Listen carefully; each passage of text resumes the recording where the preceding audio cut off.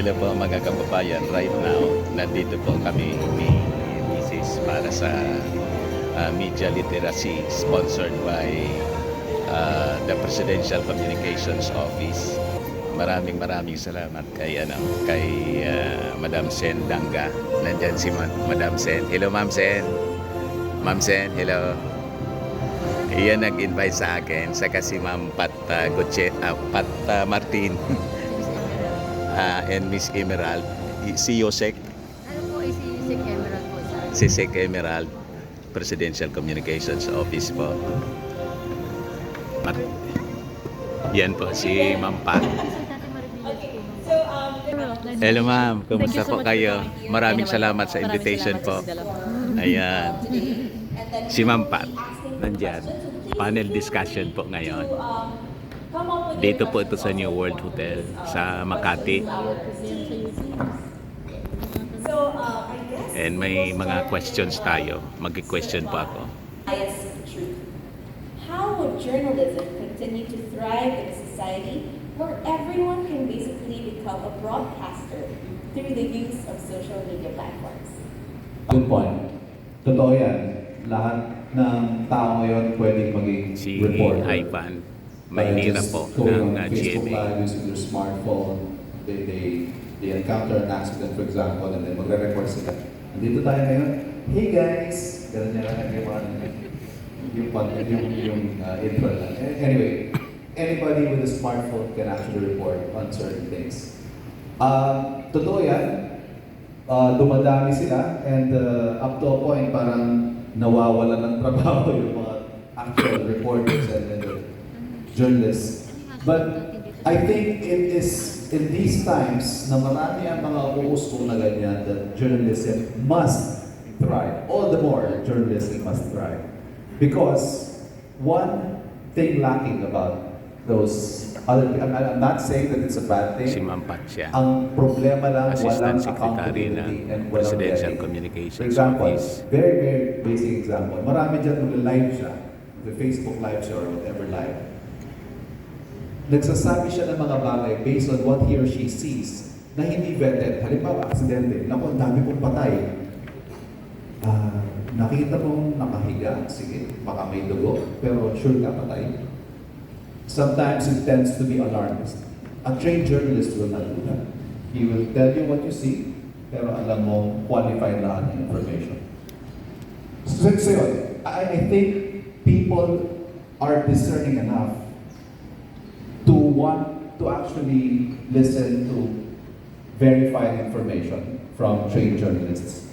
So, like I said, all the more that journalism, sound journalism, must thrive in a time when people are actually practicing journalism, but under less stringent standards, if I may use those words. Thank you for that, Sir Juan. Just a follow-up question. So, as a citizen, for example, we can, of course, journalists and the private media, we're all humans, we all make errors. So, what does the private media do when, for example, citizens point out some misinformation or disinformation that was reported by the private media? It's not unusual for a private media organization or mainstream media to issue an erratum. Because that is what accountability is about. Maybe in-report ka, you find out later, or somebody points out that it's wrong or inaccurate. What do? Alam ka naman panindigan mo yung mali. So being a credible media organization, one way to maintain that credibility is to accept mistakes when a mistake is identified. So, there. So, guys, I hope that you've learned so much, because I've learned so much from Sir Ivan. May we ask from panel your comments on the answer of Sir Ivan? Well, given that I was former We were former colleagues in GMA. We were former colleagues in GMA, I would have to agree with what he said. And I would see a lot of people online nandito tayo ngayon sa ganito. Sabi nga ng iba, di ba? And as a former, hey guys, I'm here right now. As a former journalist, it pains me. It pains me to see how not serious journalism is taken. It's not taken seriously anymore. And as Ivan said, journalism, there's a vetting process in journalism. You are sure that whatever comes out on the legitimate media, okay, legitimate media has been fact-checked, has been verified, has been cross-checked 2, 3, even 4 times before it's out. So we are sure that it is true, it is correct, it is accurate, it is factual. And if ever, as he said, people make mistakes, then there is an erratum, and we own up to the mistakes. They own up to the mistakes. Thank you. So I guess the takeaway here, the key takeaway here is there should be accountability. Yes. Thank you so much, Risha. And so let's move on to Google. So Attorney Eve, nowadays, people use YouTube as a platform.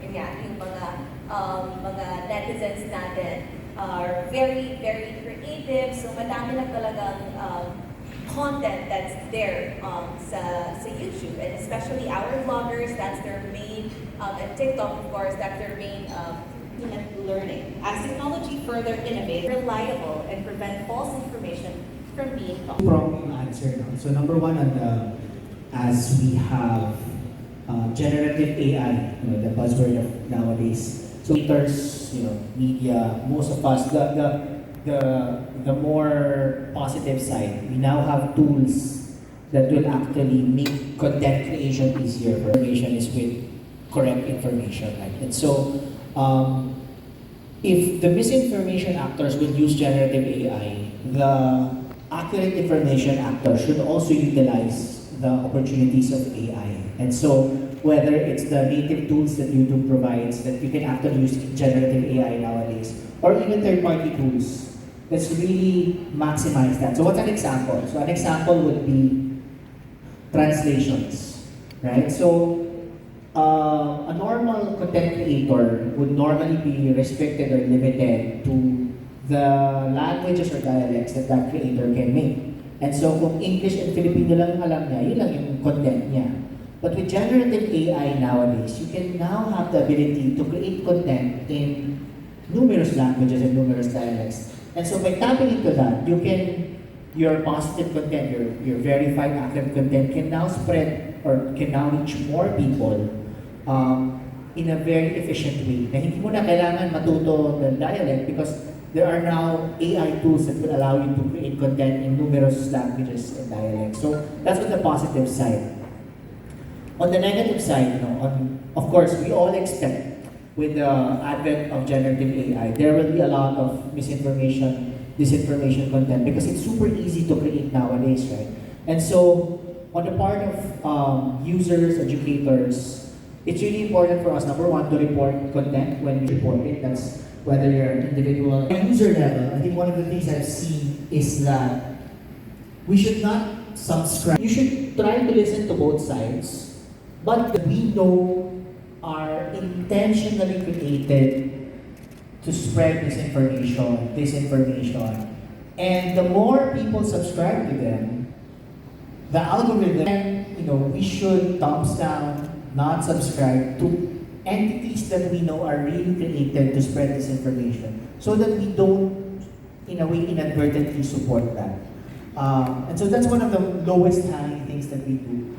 We'll do our part with technology, with AI and machine learning to help low quality misinformation content. But ultimately, it's really a collaborative approach, with all of us in the room. And really, especially nowadays with the advent of AI, it's so important. Media and information literacy is so important that it's really difficult. So MIL is our number one tool. So follow-up question, I think, regarding the thing you said about not to subscribe to the actors who are intentionally posting misinformation and disinformation. So we know that YouTube has community guidelines, right? So, and we also don't want to, because at the end of the day, there's freedom of expression.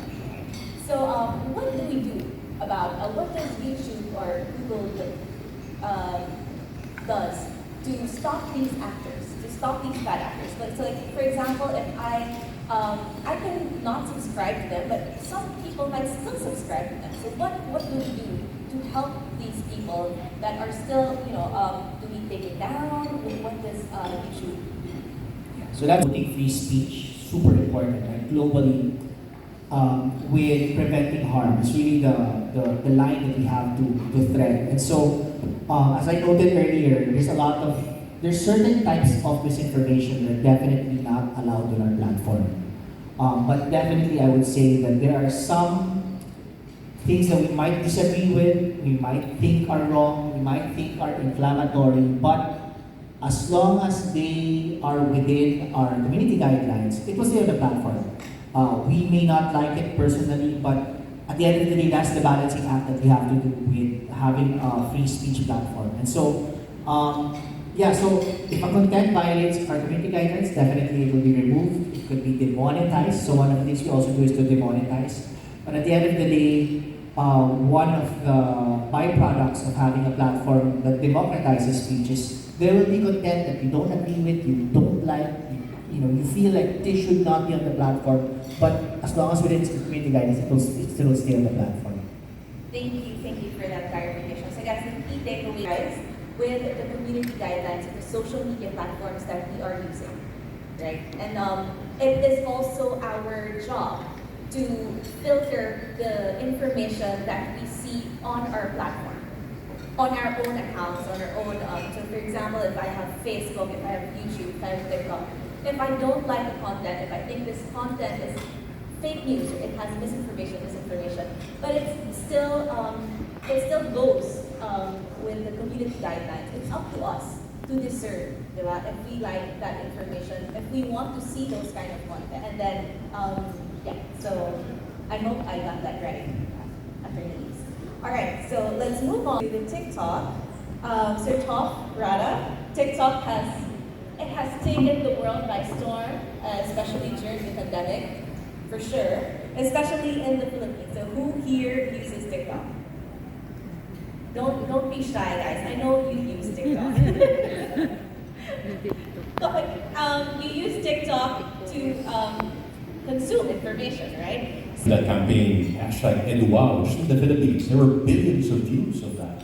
So there is really a market, and there are really creators who produce that good content. I would turn it on its head a bit and say that actually what it needs to complement it is to have traditional and credible media do the same, right? I think that is the space that we are trying to fill at the moment. And like I said, we are actively working with their posts become viral, for lack of a better term. So again, going back into this whole concept of equipping yourself to become more digitally literate in this space is very audiences within platforms such as TikTok, right? To use an offline example, remember in the old days, diba?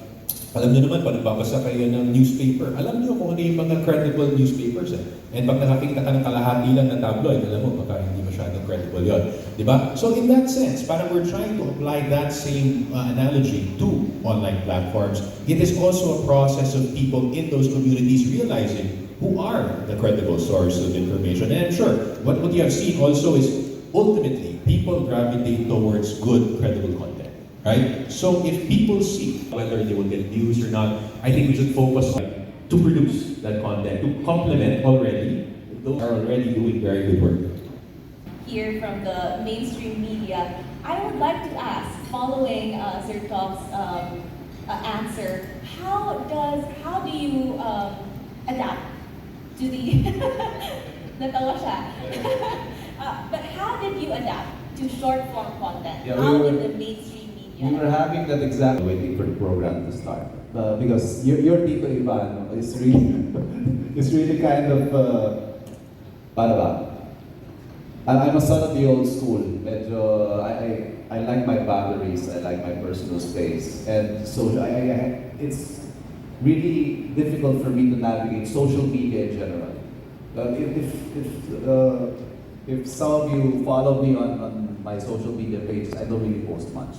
Medyo matipid sa post kasi hindi ko talaga siya manavigate. But, sabi nga ni Tom kanina, short form platforms like TikTok should really collaborate and teach us, the titos, to use the platform.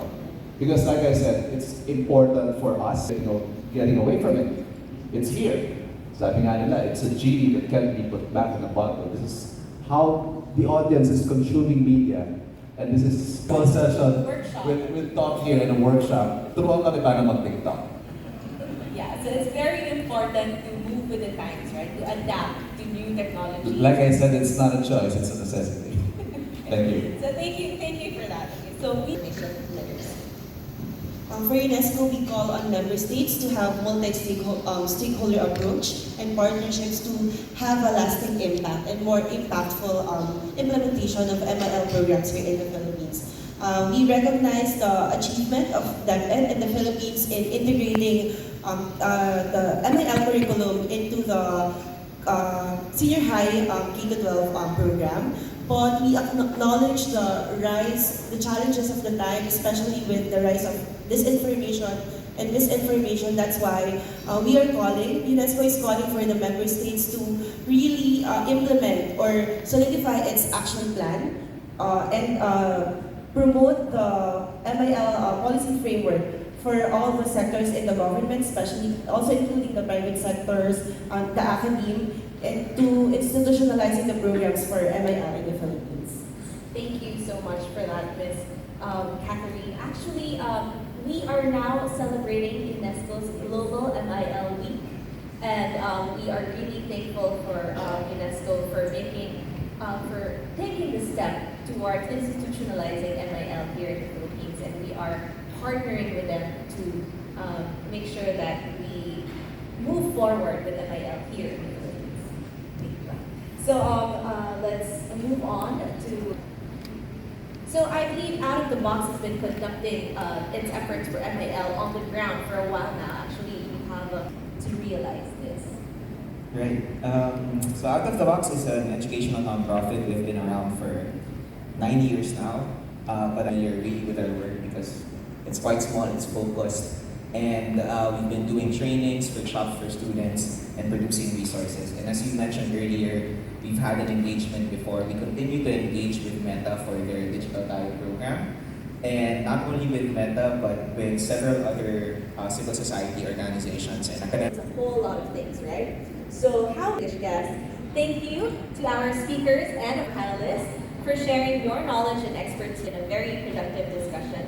Thank you so much, and we really appreciate you sharing your time with us and imparting your knowledge and your wisdom to our students, to our educators, and to our government workers here in this hour. Thank you so much. So that's the first part, mga kababayan, ng media literacy, maging Mapanuri, Media and Information Literacy, sponsored ng Presidential Communications Office. Ayan po. Na-invite po kami ni Mrs. dito. At maraming salamat kay Madam Sen. Madam Sen. Ayan, maraming salamat. Siya yung nag-invite sa amin po at mga kasama namin po. Ayan, yung Tugon Vloggers. Ayan po. Ayan po. Have a great lunch, everybody, and enjoy. So that's the first part, mga kababayan. Lunch break muna kami po. And afterwards, this will continue. Actually, 10 to 5 in the afternoon po ito, mga kababayan. Ipakita ko po sa inyo yung paligid, yung mga participants po.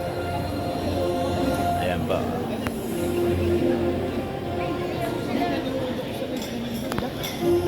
Sila po, mga kababayan. Si Ma'am Emerald, si Yusek Emerald po yung actually nag-invite dito sa amin with Ma'am Sen and Asek Pat Marty.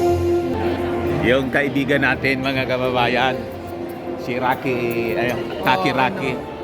Kamusta ka daw ng kaibigan natin, si greet mo naman yung ating mga yung ating mga viewers. Hi guys! Sa mga pro-Philippines na mga nandyan, lalo na sa West Philippines issue, hi sa inyo.